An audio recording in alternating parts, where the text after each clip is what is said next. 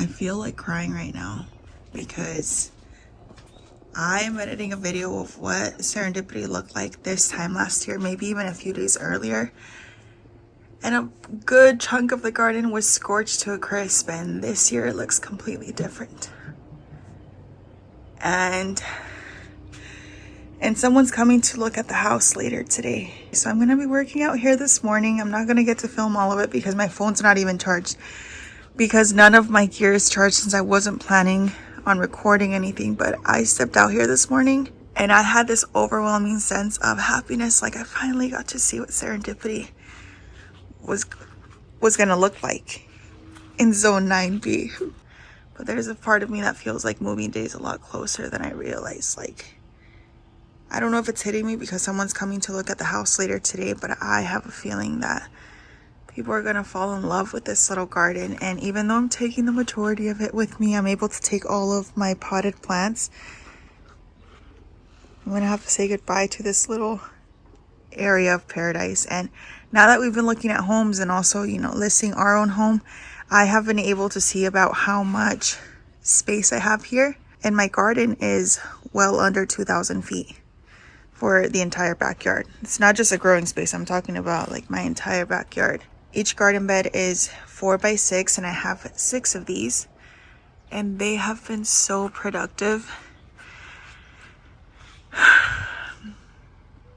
I feel like I don't know what to say. I feel like there's not enough words to describe how I'm feeling now that it feels a lot more real, now that people are wanting to come look at our home. And thankfully they're going to be greeted with 10-foot beds of corn and enchanted grapevine trellises made with grapevines grown in this garden. Eggplants that are producing right now, even though I just harvested like 2 basketfuls of them. A whole wall of beans climbing up all the way up there. I remember making those trellises. I will be taking my lights with me though. We put that in the details of selling our home because I literally just set them up along with the shade cloth. I'm not even done paying for it yet. Like, oh my gosh. Wow.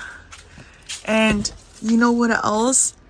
The grapevines have never looked so gorgeous. You can see a lot of the empty little branches right there, and that's because those I didn't cover. There's a lot of birds in the garden, and while I do battle the birds quite often and they do make me so angry, I know that they still need to survive. And you know, I feel like it's an ongoing inner battle where they make me so mad, but that doesn't mean I hate them, you know. So I left a couple on there for them, and they're pretty good size, but those are my smaller grapes.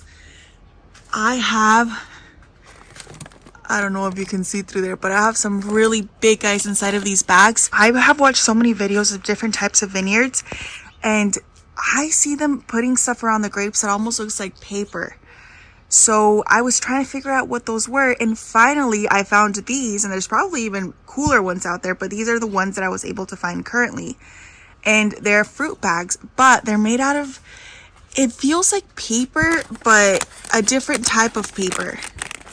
It feels a little bit thinner, but it doesn't feel waxy. And it has, you're able to attach it up here, and then it has a little hole on the side, which you can barely tell. It's notched out right here. In case it rains, the water is able to come out of the bags. I assume is what that's for. But those have worked really good. And the birds have not been able to get to any of them. And I like it too because it helps me be able to get in to prune or look after the grapes as I need. Usually what I've tried in the past is organza bags, and those did absolutely nothing because the birds would still peck at the organza bags, and so then that would make a huge mess on the pavers where there was just grape juice everywhere, which in turn also brought the ants. So it was just a whole conundrum. Is that a leafcutter bee? Wow, it's so beautiful and big. Oh my gosh, this makes me feel so happy.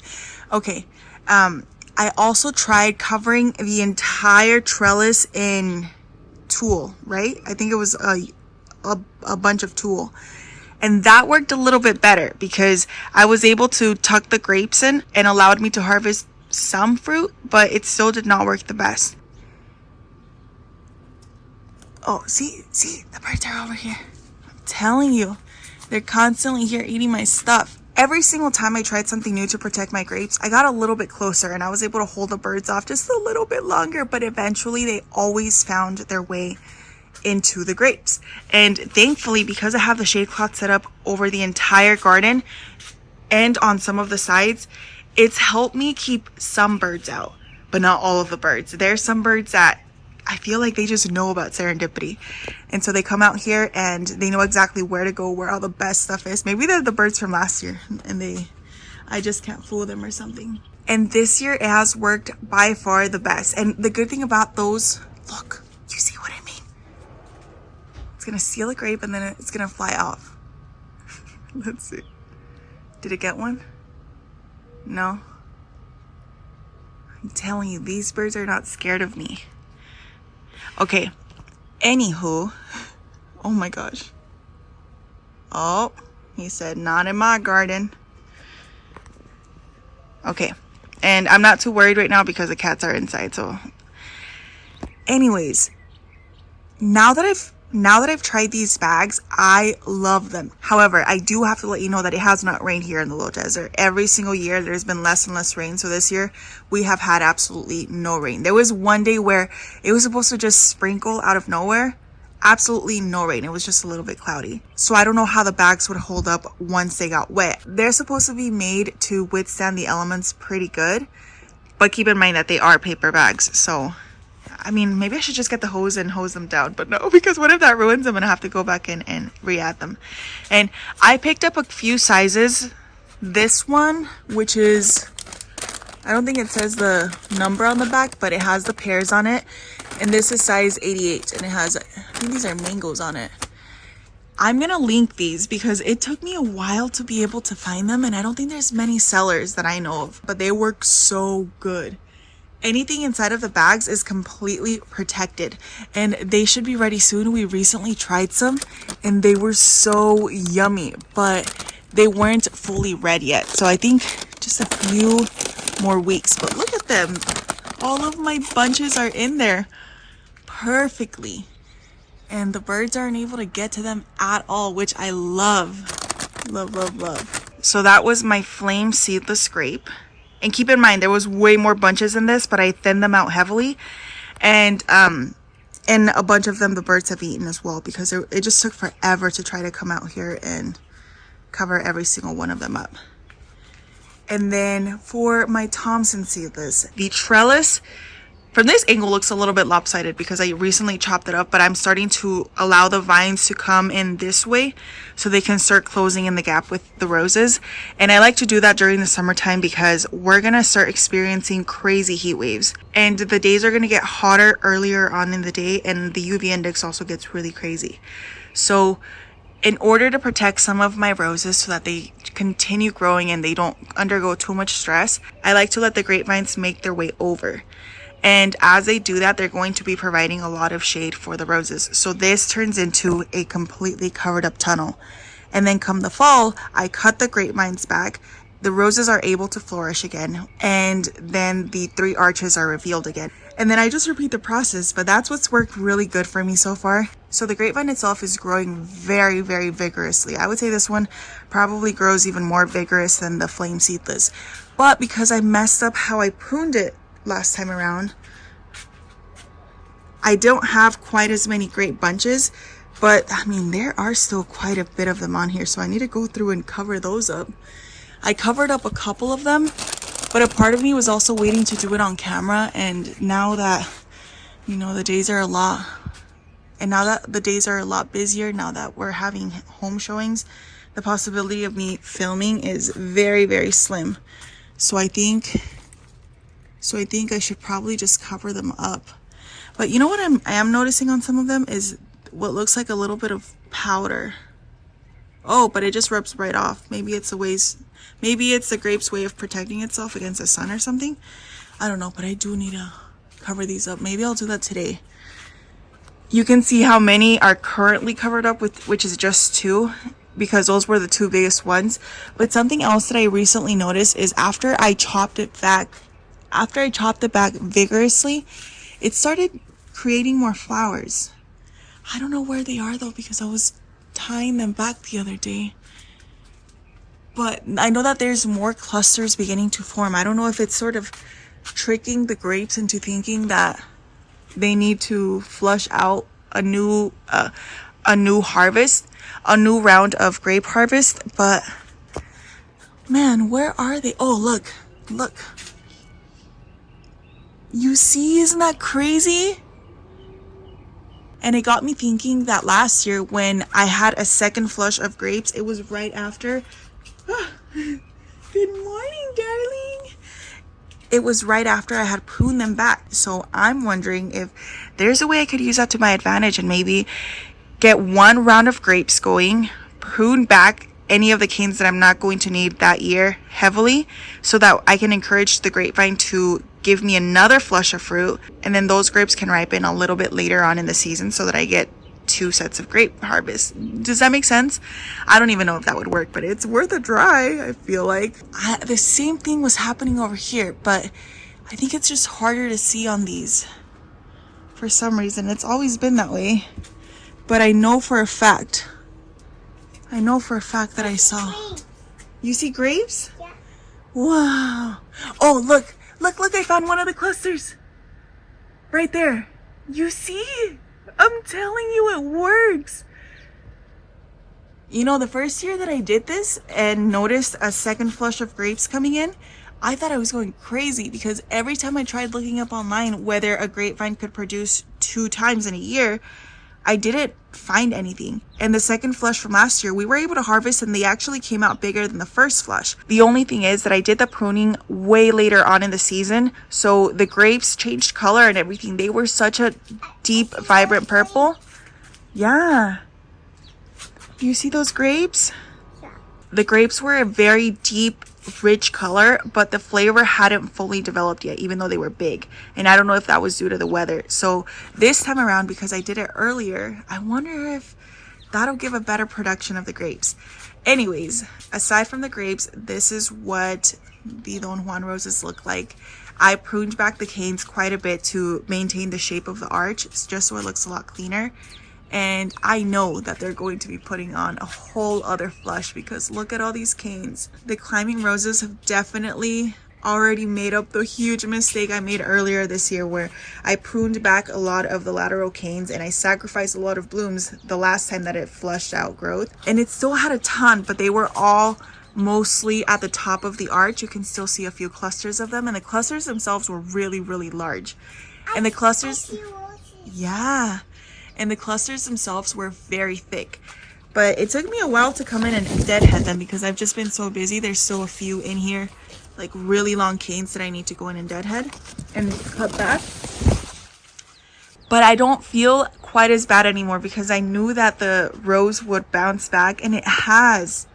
It totally has. Look at all of these new side shoots that it's putting on, and every single one of them is going to give me more roses. Look at all these. There's so many. And I feel like the plan is working. So with grapes, with roses, you want as many lateral shoots as possible. And the more horizontal a cane grows, the more lateral shoots it puts out.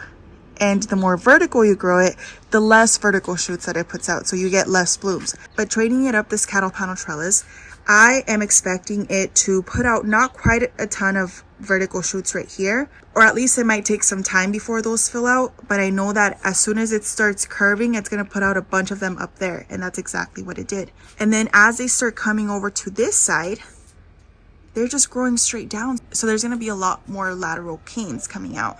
And then because I have the roses planted on the other side, as these do the same thing, we have the same effect going on. So in the end, we still get a really, really full trellis, but my canes are a little bit more easy to manage and prune and upkeep, and it does take a little bit longer to fill out, but I think that the effect is more of a seamless effect of roses growing from side to side. And look how beautiful it looks. I think this is the prettiest this trellis is. I think this is the prettiest this trellis has ever looked. This trellis of roses, it's so gorgeous. And I hope that I'm here to see the next flush of blooms, but But there's a part of me that feels like I won't be able to. And then a lot of these garden beds are empty. I have not been coming out here to garden. A lot of my containers are empty too, because when we move, the more roots that are in those containers, the heavier they'll be, and the more it's going to hurt to cut them back, because I want to stack them whenever we put them in the moving truck.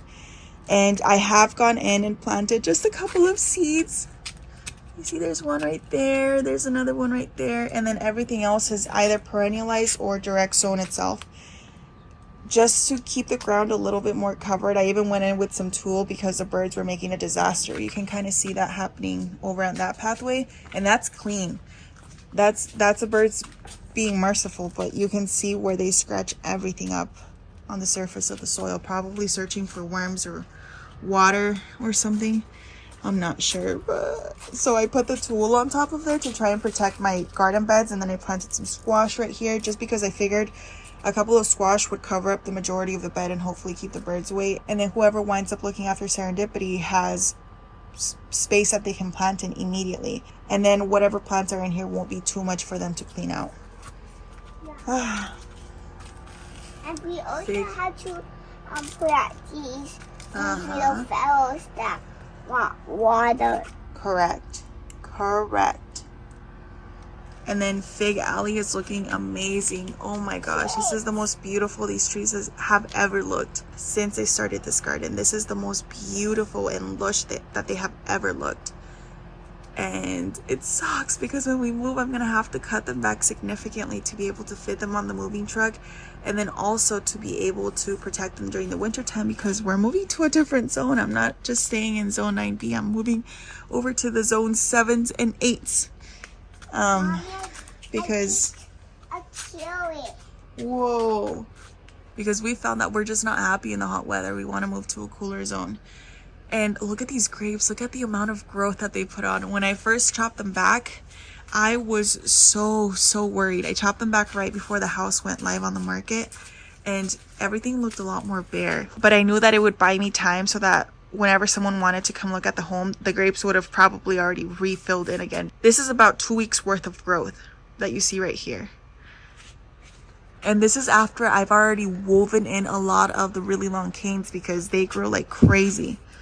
So anyways, I haven't been coming out here as much as I would like. A lot of these plants I'm not going to be able to take with me, like everything that's in the ground. Like my little pepper tree, I've been with this tree for so long.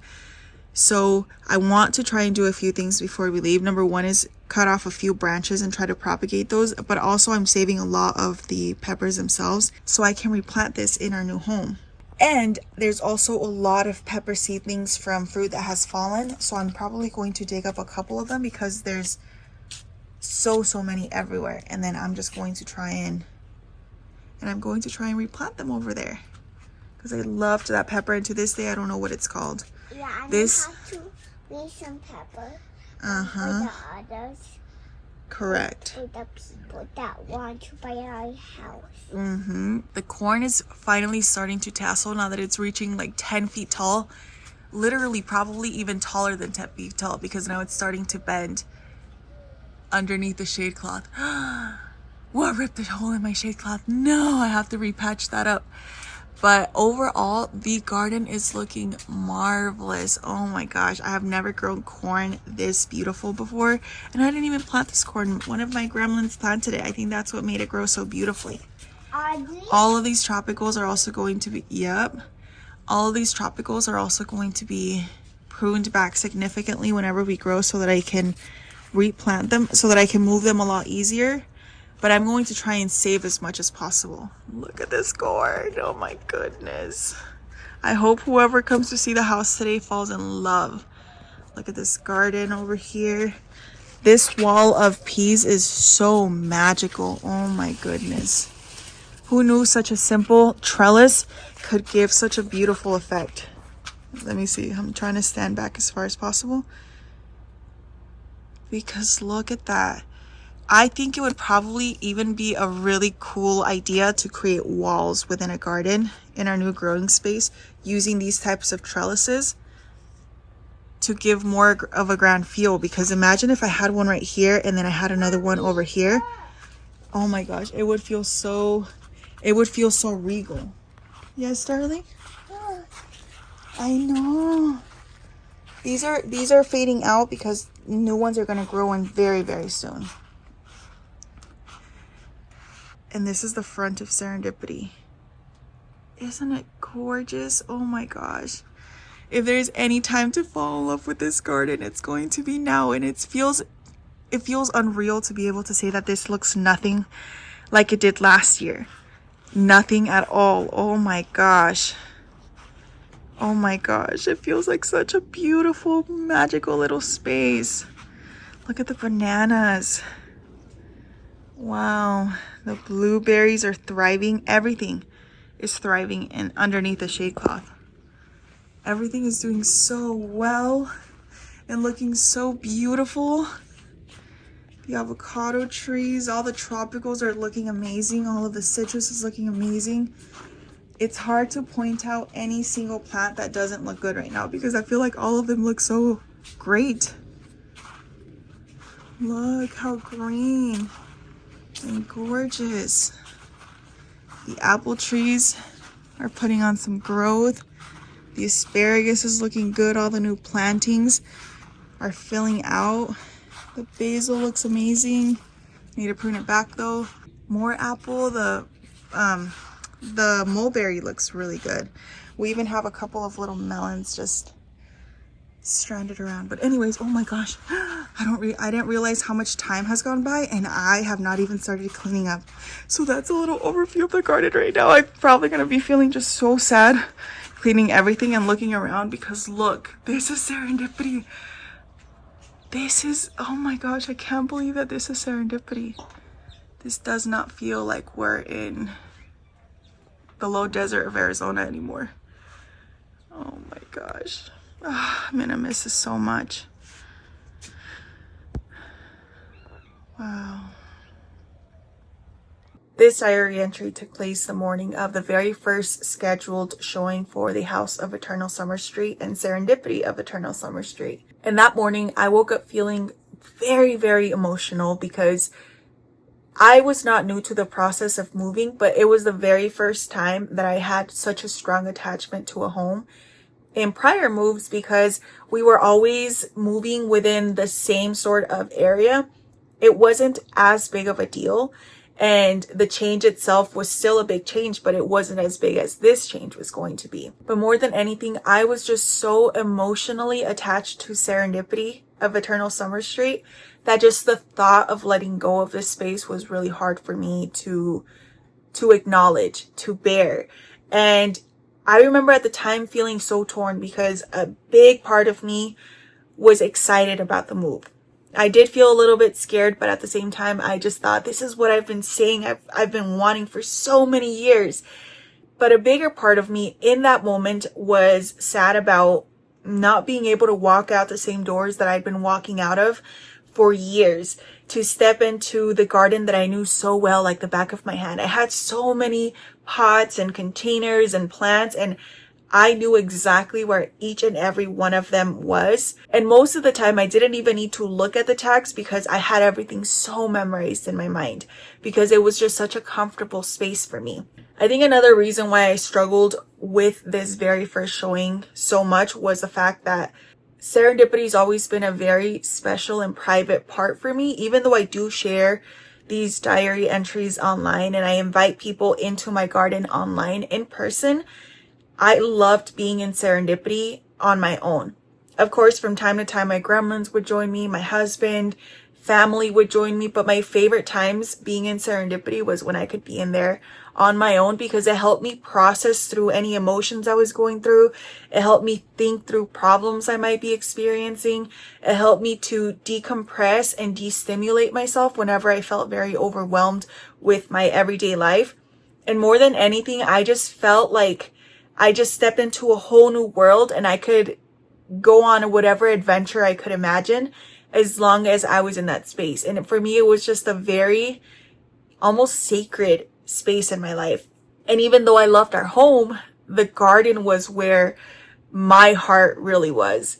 So the thought of somebody coming over to look at the house and seeing it when it was in full bloom, just as beautiful as it was going to get at the time, it was hard for me because I was never the type of person who offered garden tours. Even when family would come over, I was never really giving garden tours or walking them around, you know, not willingly, but out of my own accord. I would do it if they asked me to, but a lot of the times when they wanted to go look at the garden, I just let them go out there on their own. Because I'm telling you, I have always been such a huge introvert, and for me, it was really difficult to share serendipity because that took me out of my comfort zone. My comfort zone was being in there on my own. So the first house showing was very, very hard on me. I was, you know, in my head at times thinking, do I really want to do this? Do I want to sell this house? Do I want to say goodbye to serendipity? I know that I've been talking about wanting to move, but maybe I don't want to move. Maybe I'm not ready for this.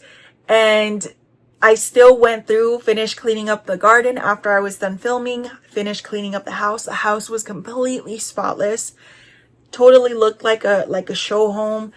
And the rest of the day, I was just so nervous anticipating this first home showing. But at the time, because it was going to be such a huge move, and the area that we were moving to or where we were looking for homes was very, very competitive, and it was really hard to get to home showings in the first place, to schedule them, because even scheduling them was not really helping. The homes would go on the market and then they would immediately go under contract because there wasn't as much supply for the amount of demand. And so that was something that we were very concerned about because a lot of our gremlins were already in school. So we thought, we can't just take them out of school and then not have anywhere to go. And then what does that mean? Like, if we don't know where we're going to be purchasing a home, if we put them in another school system, but then our home winds up being somewhere else, then they'll have to move again. And we don't want to continue moving them from place to place and setting down roots and then ripping them up and then, you know, having to start all over again. So all of that was something that we were considering, which is why when we put our home up for sale, we were so scared that we wouldn't be able to find another home on time, that we listed it with a contingency that our house would sell as long as we were able to find a home as well. And I think that bit us in the butt, because this day I remember we kept waiting and waiting and waiting for the potential buyers to come view the house.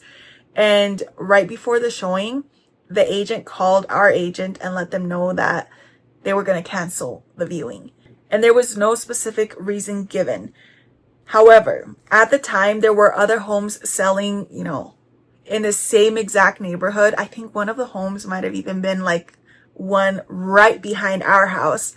Very similar square footage, exact same neighborhood, same school district. Everything was the same. It was even around the same price point, except that house had less upgrades and it needed a little bit more TLC, but it didn't have any contingency. And those buyers ended up purchasing that home. Now, there could be a bunch of different factors for why they didn't wind up looking at our house, even though they were very excited to go look at it at first. But in my opinion, I think the main reason is the fact that our house had a contingency on it. Because if you're buying a home, but you know that even if you guys go under contract, if the sellers don't wind up finding a home of their own, which is kind of out of your control, then your contract falls through and now you don't have a home either. So I think that was something that was really holding us back. And all we had to do was remove that contingency. But I think my husband and I were just very scared at first that we would not find another home. And then after that first home showing, I think we both started considering removing the contingency because we knew that it wasn't necessarily going to be helpful for us. It was almost like a safety net that we had put there. And it took us some time before we came to the conclusion that we were not happy in the low desert, both of us. And we knew that moving was going to be a big change and a scary change, but it was going to be something that we wanted to do, that we felt was the right thing to do for us and our family. And you'll see in later diary entries, but literally as soon as our contingency was off, our home started picking up so much traction. And it wasn't long before we were under contract, but it took us getting to that point of saying, hey, we know it's scary and we know that we want to have this backup and this safety net just in case, because this whole process is such a big deal and it's such a huge change. But if we really, really, really are serious about this, then we need to let go first. We absolutely need to let go so that we can actually have the capacity to reach for and grab onto something that's going to be much better for us in the long run. And even though I know that the contingency was one of the biggest factors, in my opinion, I think, you know, as some of you guys have pointed out, maybe also having the backyard be so full of plants and, you know, having a big garden there taking up all the space might have held some people back. But the cool thing was that we actually had quite a bit of plant enthusiasts come and look at the house because they were super into gardening and plants, and so they were very excited to see the yard. Except unfortunately, it wasn't very long after this that Serendipity went from looking its absolute best to then being ripped down by these crazy monsoon winds, and the shade cloth was destroyed and everything was just trashed. And normally that would have bummed me out. But if anything, I think it was a big push for me to just let go, because I was like, okay, well, now I'm not going to be so sad because the garden doesn't look amazing anymore. And maybe this is helpful for me so that it's easier to start over, because I know that no matter what, it's not like, because I know that it's not going to hurt the same way it did this very first scheduled showing where everything looked so amazing. And it was hard, you know, to say goodbye to that and then go to something that's completely unknown where I have to start over again. So anyways, I just wanted to hop on here and talk to you a little bit about that, because as I'm editing these moving vlogs, I'm like, wow, I don't remember some of the things that happened, and now that I'm looking back, I'm like, wow, I feel like I'm getting back those memories of what it was like during those couple of weeks, months, where we were in the process of selling and moving, because it was a lot to take in, and I feel like I wasn't really mentally present because I was just so overwhelmed and stressed out and scared. But now that I'm in a different situation and life is completely different, I can finally go back and really process everything that happened and reflect on it all, you know, and take what I can from those experiences. And I'm really happy to be sharing these diary entries with you. So thank you so much for watching, and I'll see you in the next one. Have a serendipitous day. Bye.